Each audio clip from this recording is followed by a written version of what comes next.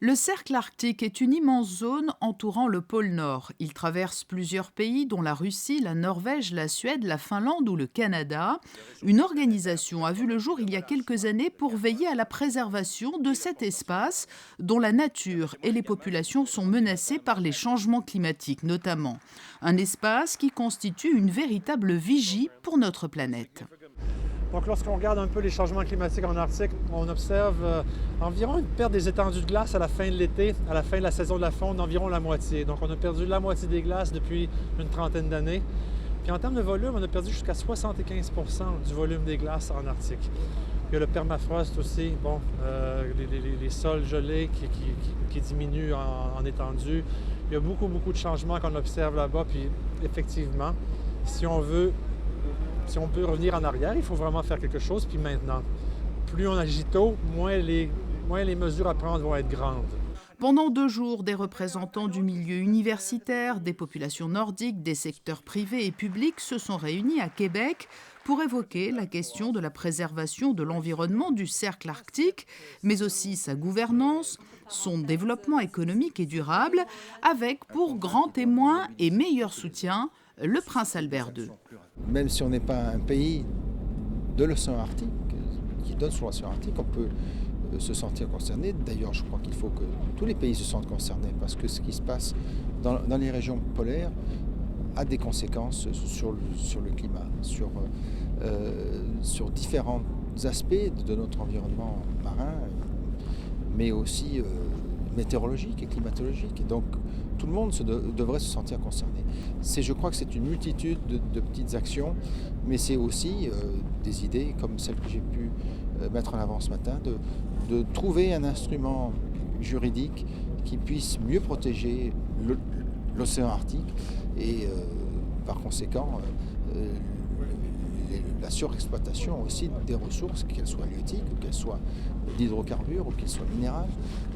Il faut absolument que nous protégions mieux cet océan Arctique qui, comme je le répète, est très précieux, mais un environnement très fragile, avec des écosystèmes très particuliers qui peuvent nous rendre encore d'énormes services. Le Québec joue un rôle moteur dans la réflexion menée autour du cercle arctique et de son devenir.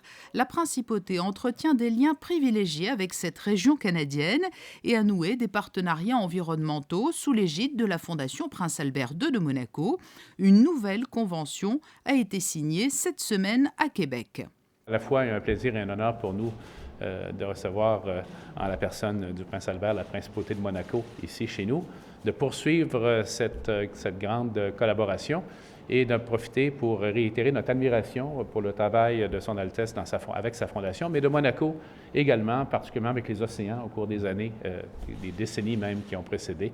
Il y a là une contribution internationale de très haut niveau à laquelle le Québec est très heureux de s'associer. C'est évidemment un immense honneur de voir que la principauté s'intéresse à ce que le Québec fait en matière de lutte contre les changements climatiques.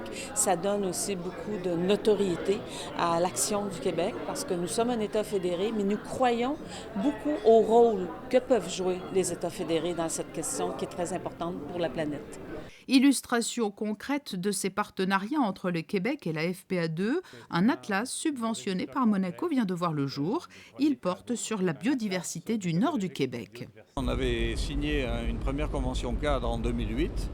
Et donc cette convention cadre, elle s'est déclinée sur une demi-douzaine de projets concrets, de conventions de financement et d'exécution de projets, essentiellement donc dans le Nord-Québec, avec l'Atlas de la biodiversité, des programmes de préservation de la forêt boréale notamment, des programmes de sensibilisation et de soutien à des étudiants.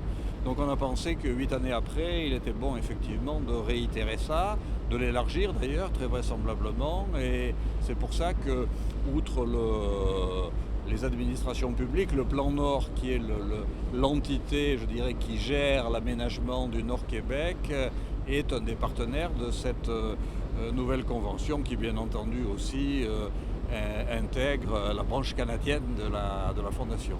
Et parce que sans l'aide de généreux donateurs, la Fondation du Prince Albert II ne pourrait soutenir autant de projets à travers le monde, la présidente de la dynamique branche canadienne de la FPA2 a organisé un événement de levée de fonds aussi original que convivial. Le fleuve Saint-Laurent occupe quand même une place importante au Québec et au Canada. C'est une voie maritime majestueuse. Et l'idée m'est venue de faire un tour de bateau, littéralement. Bien sûr, parce que c'est le Québec et qu'on est en hiver, il y a de la glace.